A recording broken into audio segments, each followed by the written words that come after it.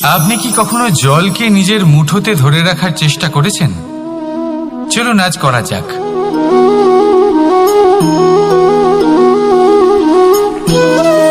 যদি আপনি নিজের মুঠো জোরে বন্ধ করেন, জল ধরে রাখতে পারবেন না।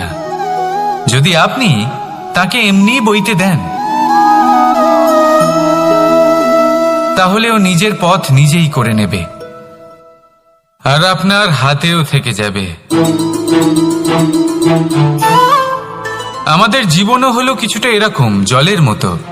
নিজের পথ নিজেই করে নেয় এই জীবন। প্রত্যেক সমস্যার সমাধান নিজেই করে নেয় এই জীবন। তাই জীবনে যখন কোনো পরিস্থিতি আমাদের প্রতিকূল হয়ে থাকে, কিছুই হয়তো আমরা বুঝতে পারছি না, কিছুই যখন বসে থাকে না, তখন আমরা হতাশ হয়ে পড়ি, নিরাশ হয়ে পড়ি। আর এটাই করা উচিত নয়। শান্ত মনে দেখতে হবে যে এই জীবনে আসলে কি ঘটে চলেছে। কষ্ট সবাই ভোগ করেন। কষ্ট পেলে কেউ রেগে যান, রেগে গিয়ে পরাক্রম দেখান। এটাই তো করা উচিত নয়। শান্ত মনে সেটাই করতে হবে যা জীবন আমাদের শেখাতে চাইছে। জীবন আমাদের সব শিখিয়ে দেবে, শুধু মনে রাখবেন